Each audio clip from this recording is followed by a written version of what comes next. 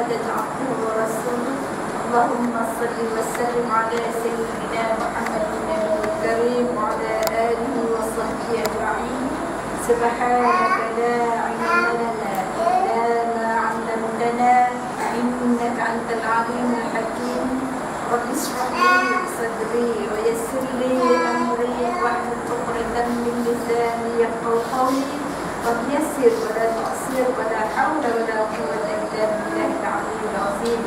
Assalamualaikum warahmatullahi wabarakatuh. Alhamdulillah, pertama-tama kita merapatkan syukur dan terhingga kepada Allah Subhanahu wa taala dengan izinnya, dengan kurniaan daripadanya dan kita berkumpul pada pagi ini.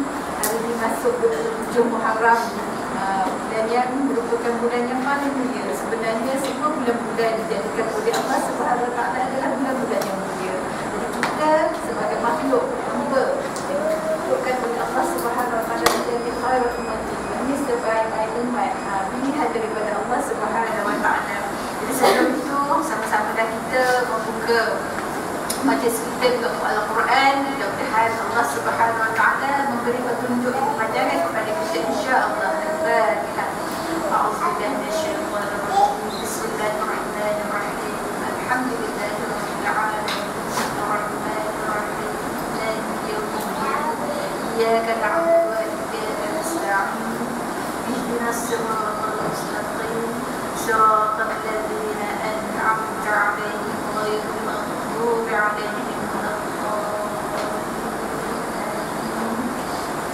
Jadi akhwat yang dikasihi sekalian, sekali lagi kita bersyukur sangat-sangat kepada Allah Subhanahu wa taala kerana Allah memilih kita di kalangan yang ramai. Kita puji kepada Allah Subhanahu wa taala untuk menjadi orang-orang yang beriman, orang-orang yang menerima Allah Subhanahu wa taala itu sebagai Tuhan kita. Apa yang difahamkan tentang Tuhan ni? Sebelum saya bagi penjelasan, saya nak tanya yang faham tentang Tuhan tu apa sebenarnya yang ditafsirkan sebagai itu? Apalah kan?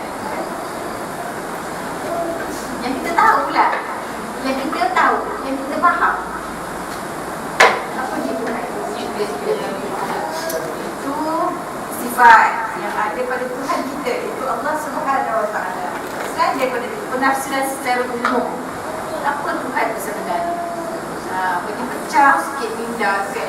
Dengan saya, dia macam nak pecah kepala ni. Nak sampaikan kepada sahabat-sahabat, nak sampaikan kepada muslimat. Apa dia sebenarnya kita faham tentang Tuhan? Bukan kita, tetapi penafsiran secara umum oleh manusia. Apa dia Tuhan? Ya, betul. Jangan takut, semua betul.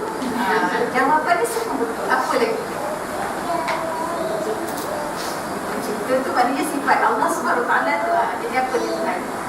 Iaitu yang disembah. Maknanya yang disembah itu tak semestinya Allah. Sebab sifat manusia itu suka bertuhankan sesuatu yang dirasa hebat. Orang-orang kafir sembahannya adalah apa dia? Berhala-berhala. Ataupun animisma, maknanya percaya kepada perkara-perkara lain. Ya, maknanya percaya pada pokok, percaya pada benda-benda yang boleh mendatangkan sesuatu yang musibah ataupun apa saja. Sehingga kalau kita tengok dahulu-dulu macam-macam orang lakukan. Untuk macam apa, kalau tanam padi, pakai sekat padi, pergi sungai, pergi ke laut mana, ada buat anjak semua. Ini kepercayaan-kepercayaan yang membawa kepada, kata apa dia? Kufur kepada Allah Subhanahu wa taala. Tetapi apabila Islam datang, apabila Allah Subhanahu wa taala menurunkan rasul-rasul, maka maknanya rasul-rasul ini membimbing manusia untuk mentakwalkan hanya Allah sahaja sebagai Tuhan kita, yang Maha Pencipta, yang mempunyai 99 asma, nama-nama. Jadi kita tanpa pertolongan daripada Allah, tanpa bimbingan daripada Allah Subhanahu wa taala, manusia itu tak mampu untuk mengenal Rabbnya, untuk mengenal Tuhannya. Apabila Allah SWT dengan sifat Rahman dan Rahim Allah Subhanahu wa taala, maka kita dianugerahkan rasul-rasul. Dan alhamdulillah kita merupakan umat Nabi akhir zaman, merupakan apa dia? Umat Rasulullah sallallahu alaihi wasallam, itu Nabi Muhammad sallallahu alaihi wasallam. Sebab itu ibu-ibu yang dikasihi sekalian, saudara-saudara sekalian, hendaklah kita memperbanyakkan berselawat kepada junjungan besar kita Nabi Muhammad sallallahu alaihi wasallam. Kerana dengan itu kita sebenarnya tak dapat balas pun rasa Rasulullah, tetapi semoga mari kita memperbanyakkan salawat itu, mengingatkan kita kepada hubungan kita dengan Rasulullah sallallahu alaihi wasallam. Jadi setiap hari, setiap ketika hendaklah kita mewajibkan diri kita, walaupun berselawat itu hanya sunat, tetapi sunat itulah yang kita kena berarti kita supaya menjadikan kita senantiasa bersifat berterima kasih kepada Rasulullah yang memperkenalkan Islam kepada kita. Sebab tu kita ini mesti bangga dengan apa yang ada pada kita. Al-Islam ya'lu wa la yu'alai. Islam itu tinggi, tidak ada yang lebih tinggi daripada Islam. Jangan kita rasa macam rendah, rasa macam tak boleh nak dengar, rasa macam tak boleh nak bersama dengan masyarakat. So kita rasa macam inferiority, rasa macam rendah diri, tak boleh, itu tak boleh. Sebenarnya Islam itu adalah pilihan Allah Subhanahu wa ta'ala. Jadi sebab itu, untuk menjadikan kita benar-benar orang yang Islam, maka kita kena wajib berilmu. Sebab itulah Rasulullah sebut talabul ilmi faridatan ala kulli muslimin. Berilmu itu hukumnya wajib bagi orang lelaki dan juga orang perempuan. Sebab dengan ilmu baru kita dapat memandu akal kita untuk mengenalkan diri kita kepada Rabb, kepada Tuhan kita, iaitu Allah Subhanahu wa ta'ala. Jadi sebab itu beruntung kalau orang yang baca al-Surat tiap pagi. Jadi kita baca al-Surat, kita baca apa? Asbahna wa asbahal mulki walhamdulillah la syarika lahu. Bersyukur kepada Allah SWT kerana menghidupkan semula kita selepas mematikan kita. Kita tidur tu mati dah. Mati. Sebab ada telinga tapi tak mendengar, ada mata tapi tak melihat. Sebab bila kita tidur tu, kemana roh kita pergi? Wallahu a'lam. Ahli saintis mana pun tak boleh nak tahu kemana roh. Yang hanya tahu ada Allah Subhanahu wa ta'ala. Sebab urusan roh itu adalah urusan Allah. Ada tak orang pergi pagi kejut, kenyang-kenyang, tak bangun dah, ada kan? Banyak benda, maknanya benda yang berlaku yang menjadikan kita semakin bertambah bersyukur kepada Allah Subhanahu wa ta'ala, insya-Allah. Dan lagi satu saya nak tanya, bila kita sebut apa dia amal soleh, amal soleh ni apa dia agaknya? Apa dia amal soleh? Kebaikan. Apa kebaikan? Ya. Apa masalah? Takut nak jawab je. Perbuatan yang baik. Ya. Amal yang soleh. Lagi apa? Selalunya kalau kita bila tanya amal soleh tu apa, kita selalu sebut solat. Amal baik pun ya. Maknanya sedekah, pergi haji. Itu semua jawapannya benar. Itu sebab jangan takut bila saya tanya, takut sangat nak jawab dia. Sebenarnya semua betul. Tetapi yang lebih tepat lagi adalah amal-amal kebaikan yang diterima oleh Allah Subhanahu wa ta'ala. Jadi kita ni tahu ke tidak amal kita diterima oleh Allah Subhanahu wa ta'ala? Tak tahu. Betul tak? Amal soleh adalah amal yang diterima oleh Allah Subhanahu wa ta'ala. Sebab itu dalam Islam semua menjadi keutamaan. Kalau kita kata amal yang paling hebat sekali adalah solat, kita tak dinafikan. Sebab maknanya Islam itu didirikan dari 5 tiang ni kan. Ada khamsin dia kata. Yang mula-mula sekali apa dia? Anta asyhadu an la ilaha illallah wa anna Muhammadar Rasulullah. Kamu mengucap 2 kalimah syahadah. Itu mengucap 2 kalimah syahadah ada pula syarat-syaratnya yang mengesah dan juga membatalkan. Jadi insya-Allah akan datang kita memahami hakikat kita mengucap 2 kalimah syahadah tersebut. Jadi insya-Allah kita masuk ke dalam ni buku kita ni yang kita belajar ni, insya-Allah kita dah masuk ke surat yang ke-8, iaitu yang berkaitan dengan akikah. Sebelum itu kita dah sebut pasal akikah tu apakah hukumnya. Hukum dari akikah tu kita dah sampai dulu. Ini belum lagi ya. Dia dah binatang disembelih untuk akikah adalah sunat dibuat kenduri untuk jamuan. Yang mula-mula kali sekali kena disebut orang-orang miskin. Dalam itu disebut ahli keluarga. Seperti ini disebut orang miskin dulu. Lepas tu baru ahli keluarga, jiran tetangga dan saudara mara terdekat. Kenapa orang miskin? Sebab orang miskin dia jarang makan daging. Kita kalau mesti kenduri lah ya Allah. Tapi sekarang ada ke orang miskin yang tak jarang makan daging? Tak ada lagi dah, insya-Allah. So Sebab itu dia apa dia? Korban. Daging korban tu kadang-kadang sampai setahun dalam freezer. Sebab dah terlampau Alhamdulillah Allah SWT kurniakan kenikmatan kepada kita. Maknanya masalah makan ni tak ada lagi dah Malaysia ni, insya-Allah. Betul?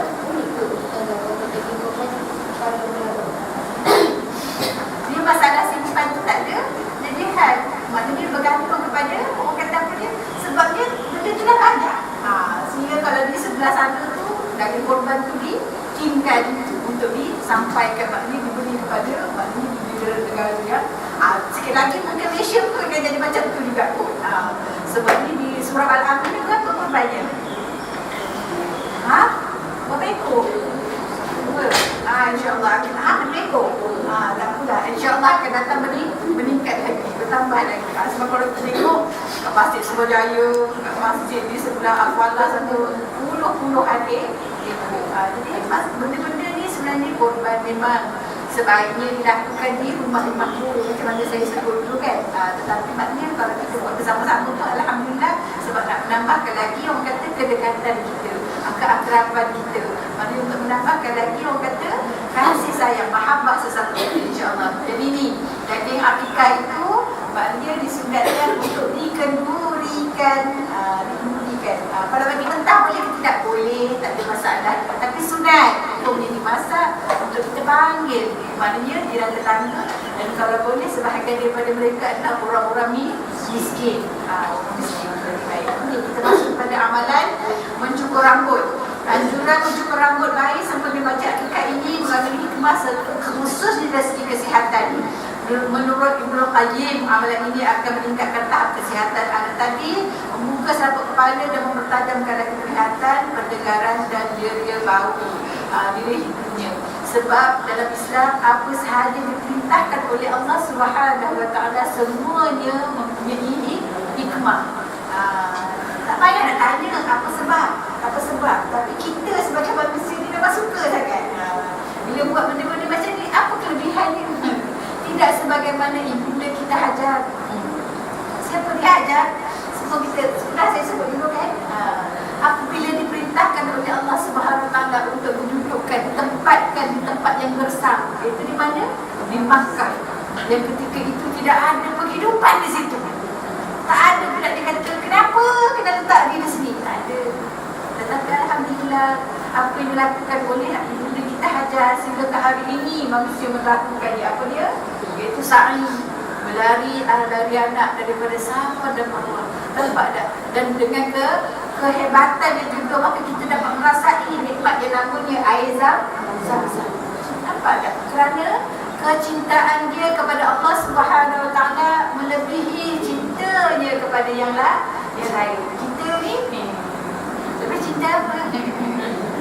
Kodonya Alhamdulillah, Masya Allah, kita ni kan mana-mana sahabat-sahabat di kalangan muslim-muslimat yang tak bekerja tu sepatutnya orang kata bersyukur sangat-sangat.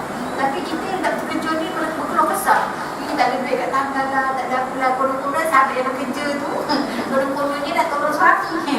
Tapi bila dah bekerja tu lain tak jadi. Bila dah ada duit semakin menambahkan lagi kesombongan ni. Ini duit saya, suka hati saya lah.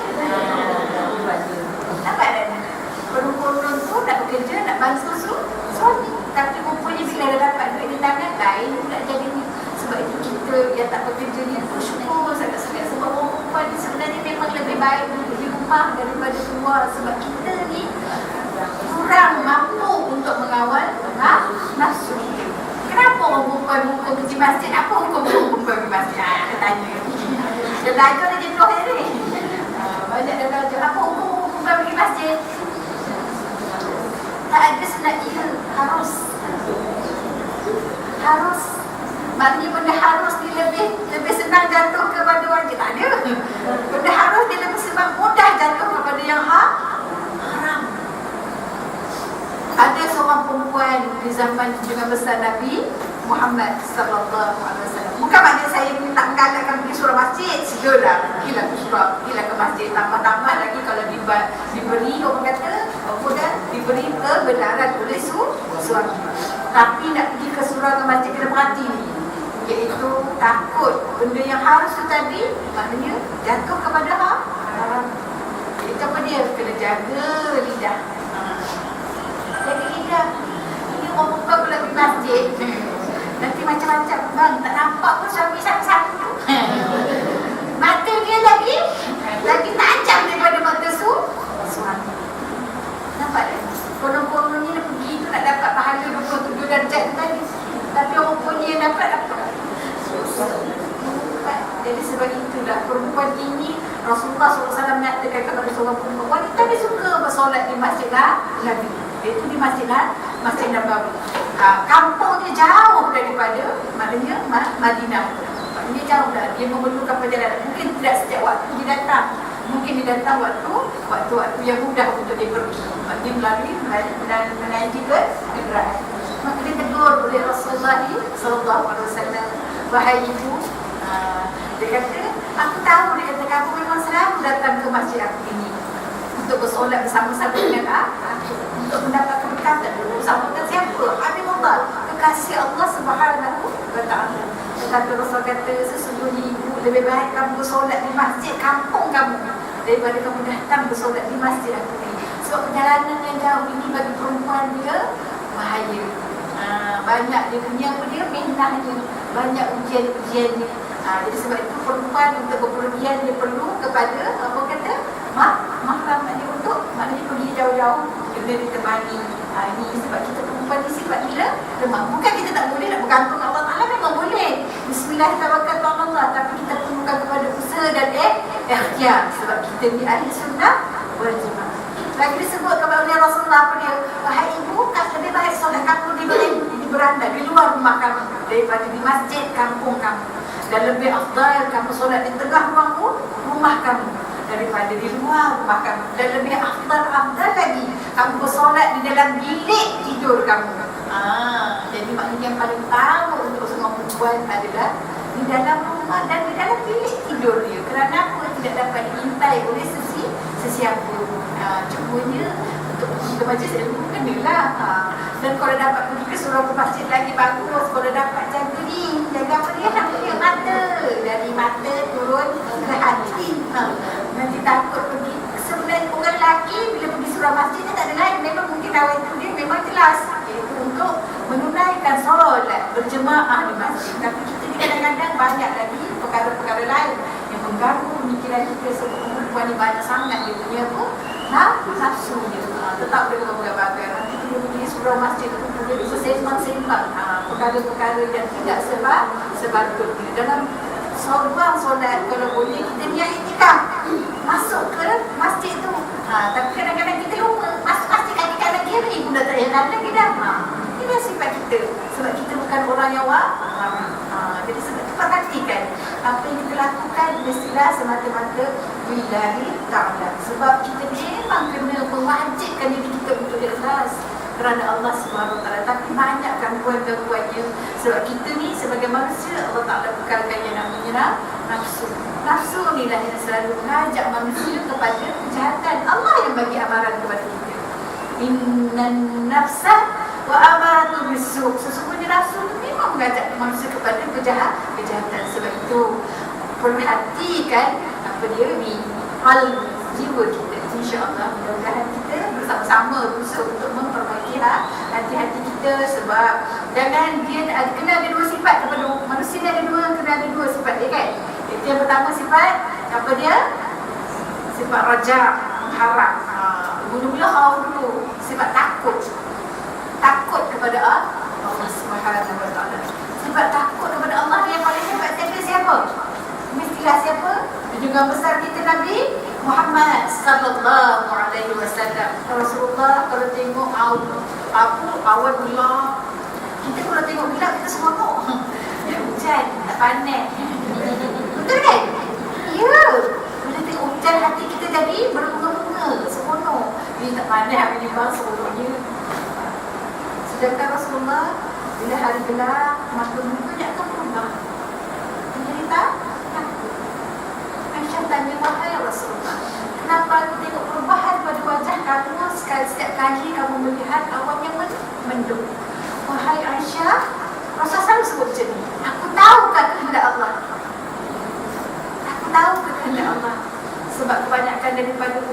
terdahulu yang dimusnah, yang dihancurkan oleh Allah Subhanahu Wa Taala kerana azab itu datang melalui awan-awan yang gelap.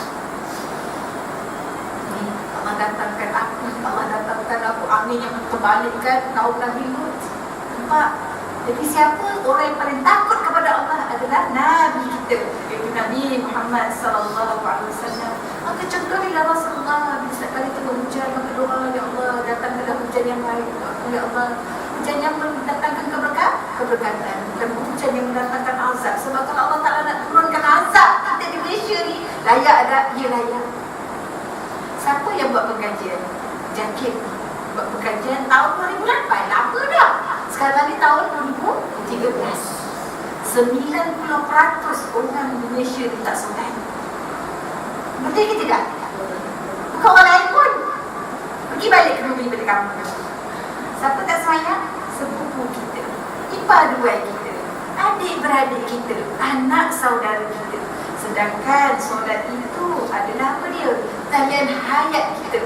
Maknanya itu je. Kalau tinggalkan solat habis, tak ada lagi dah Islamnya.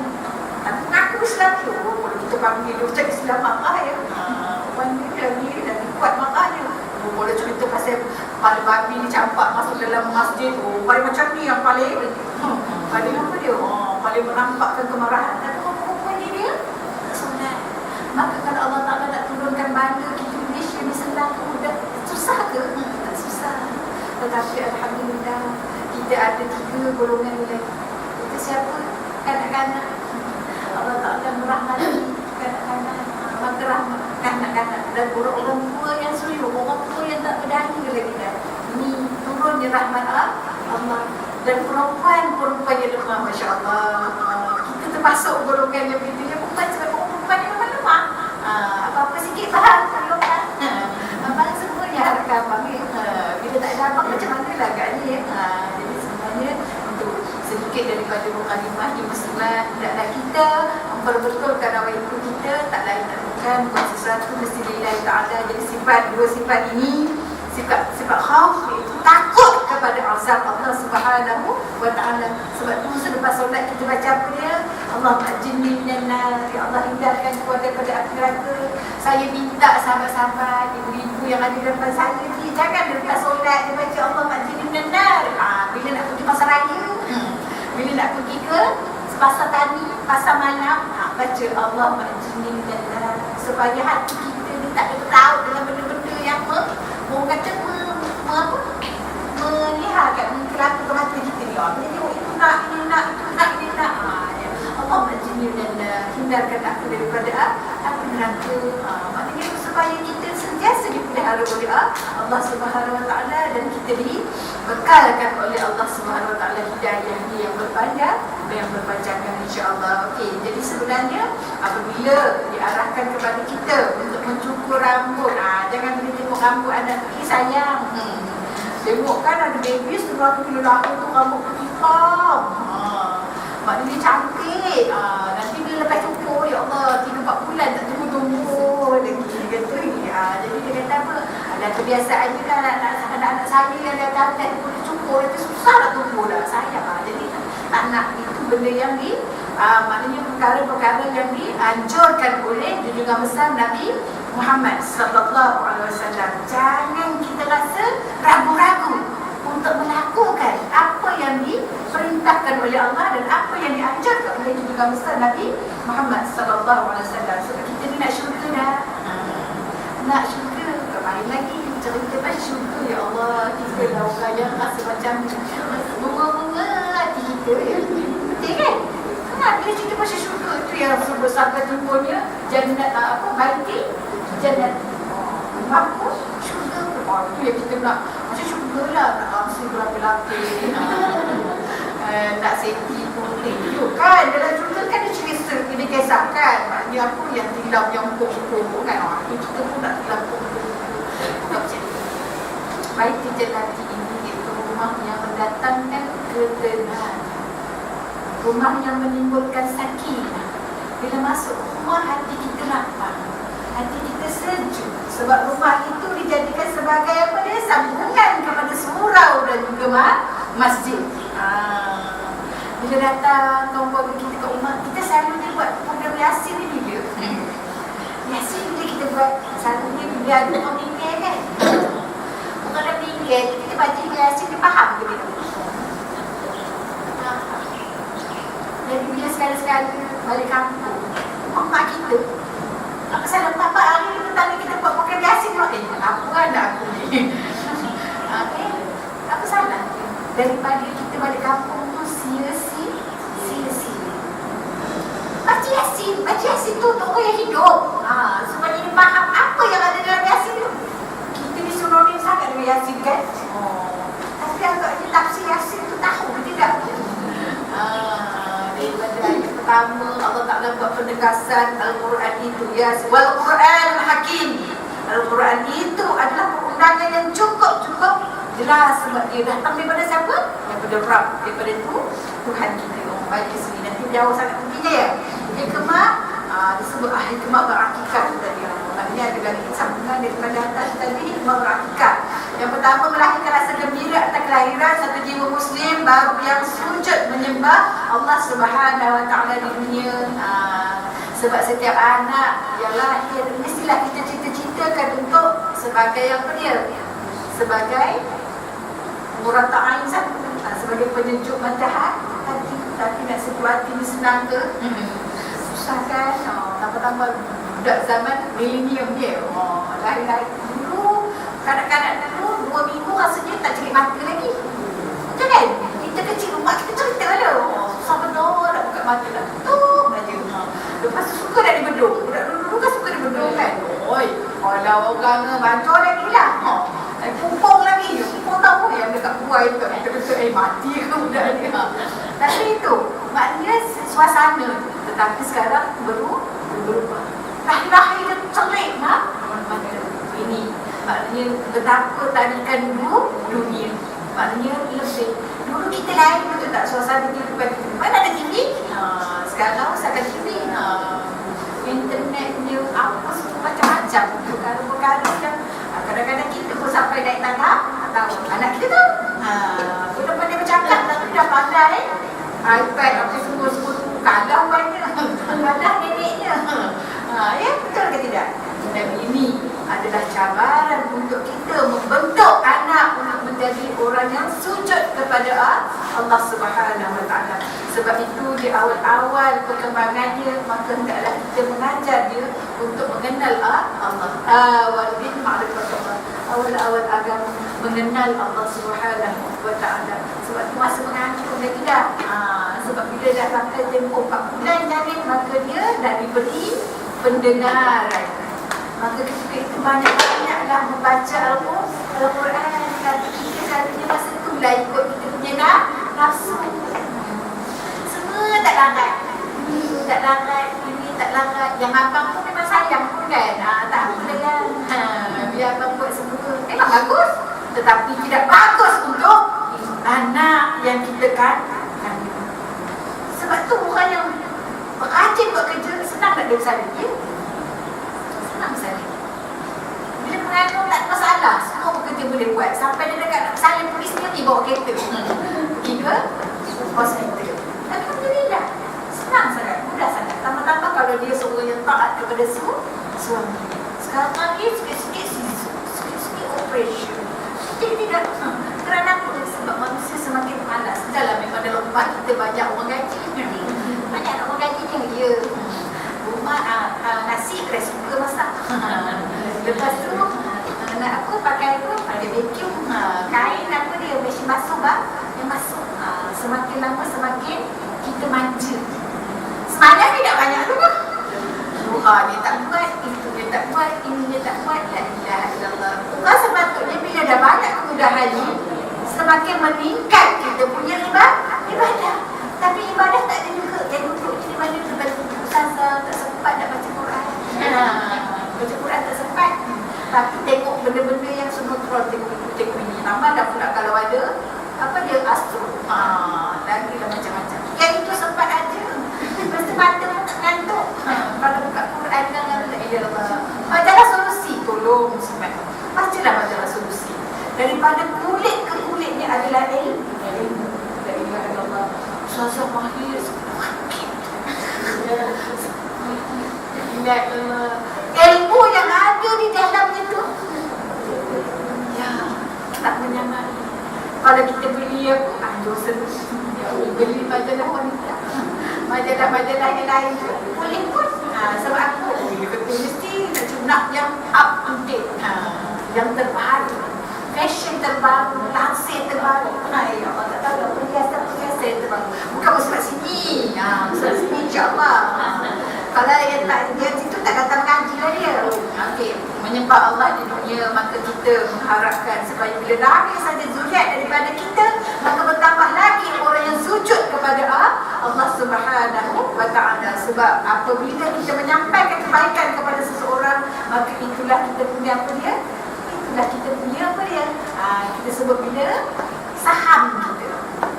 Apabila kebaikan kita ajar kepada sesiapa sahaja, maka dia akan menambahkan lagi kebaikan-kebaikan untuk kita.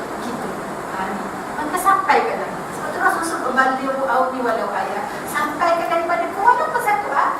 Bagi rumah kita kat suami, apa yang Rasulullah sampaikan. Nanti bila suami tadi naga aku, tak tahu ke bang. Tak mahu nak ingat. Ya Allah, ni banyak-banyak kena kita mohon doa kepada Allah SWT. Rabbi zidni ilma warzuqni fahman. Ya Allah, tambahkan ilmu kepada aku. Ilmu macam mana? Ilmu yang bermanfaat. Dan apa dia? Sebagai kita apa dia? Memahami ilmu yang kita pelajari. Tapi nak dapatkan ilmu ni, ilmu hanya duduk dalam hati yang bersih. Sebab itu Rasulullah SAW mengajarkan kita satu hari istighfar berapa? 70 kali. Astagfirullahalazim. Ampunkan dosa Tuhan yang maha besar, maha hebat. Dia kata, Ustazah, istighfar tu biasa betul. Biasa sangat. Sebab tu tak buat pun. Betul kan? Sebab dah rasa biasa nak yang lain-lain. Nak zikir yang lain-lain. Tak payah. Istighfar tu ada kan? Kalau kita lagi patut banyak daripada Rasulullah. Tapi tak banyak pula. Ini amal kita ni. Kita sebab tadi jadi sifat dua tu tadi mula sifat khauf. Lepas tu raja. Raja ni pengharapan. Itu pengharapan kita kadang-kadang mengatasi kita takut tadi. InsyaAllah dah okey dah ni. Apa lagi? Dah solat 5 waktu. Dah taat dengan suami. Kita pula kisah-kisah kita punya amal ni. Dia tak tahu amalan tu senang ke susah nak dihapuskan. Terlalu mudah untuk menghapuskan amalan kebaikan. Sebab kita kena ada ilmu. Sebab tu orang berilmu tak sama dengan orang tak berilmu. Daya tahu tak sama. Orang yang berilmu senantiasa takut dia dengan habis nanti amalan-amalan dia. Dan kenapa ni? Dua benda. Sebab tu Luqmanul Hakim bila ni minta kepada dia, bagi aku apa dia? Daging yang paling baik, yang paling sedap. Dia bagi dua ni, iaitu lidah dan juga hati. Lepas tu bila minta daging yang paling busuk, yang paling tak elok, dia bagi dua tu juga. Itu bagi kata aku pula ni, aku minta daging yang paling baik. Dia kata ni, lidah ni kalau dipergunakan untuk sebaik-baiknya, maka dia akan mendatangkan kebaikan. Sebab tu kan suka berhenti kan, usahakan dengan anak apa suami tapi ada tak sempat lagi orang tu nak buka baru kerja. Boleh macam-macam mengaku hai tu, mengaku hai ni tak payah. Sebab kita setiap daripada ucapan kita semua akan dihisap, semua akan dihitung oleh Allah SWT. Sebab itu sebelum bercakap fikir, dan kalau bercakap mesti datang daripada sini. Kalau kita bercakap daripada hati, maka dia akan turun ke hati juga. Sebab tu kenapa cakap kita ni banyak anak tak dengar? Sebab cakap kita ikutlah nafsu. Ikutlah pun nak cakap. Suruh anak semayang. Ya Allah. Ustazah, suruh dah. Suruh dia macam mana? Kita jangan, orang kata jangan menengking, jangan buat benda yang tak suka benda. Ambil sikit. Apa saya suruh? Kejut bagi dia sedar sikit. Inna lillahi wa inna ilaihi raji'un. Mak, belum lagi kamu buat. Dia bagi dia terkejut sikit. Udah jenuh sangat kan mengejut dia, selalu sangat kejut tak bangun-bangun. Sekali kejutkan dengan ucapan yang macam tu. Sebab kita orang Melayu ni bila sebut inna lillahi tu asyik mati je kan. Sebenarnya Rasulullah SAW ucapan inna lillahi tu selalu daripada lidah. Itu teratuk sampai bengkel kepala pun tak ada sebut inna lidah. Betul tidak? Sebab dalam hati kita tu bila inna lidah tu mesti mati. Sebab saya kan kalau telefon kan, Ustazah, saya ni kan aksidu nak inna lidah. Ustazah pun syok saya tak masuk hospital pun. Inna lillahi wa inna ilaihi. Semuanya datang daripada Allah, akan kembali semula kepada Allah. Sebab kita kalau hilang barang apa semua, pencuri masuk ke cerita pasal siapa muslimat, ahli surga, ahli surga, iaitu wali-wali Allah. Mereka apabila rumah mereka dimasuki pencuri, maka mereka mendatangi, ambil dalam rumah Nabi aku. Bahkan ada seorang daripada wali Allah tu yang duduk di Baghdad, dia lagi tolong lagi angkat barang. Kita baru kena gegor sikit, orang perak kena gegor kan. Baru digaji sikit, kita punya kering. Dah pasang macam-macam lagi. Pasal CCTV, pasal itu, pasal ini. Sebenar-benarnya Allah Ta'ala ambil daripada kita tu, dah bukan hak kita. Dan mungkin itu sebagai kafarat kepada dosa-dosa kita.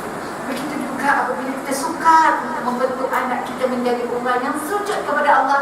Sebab sebenarnya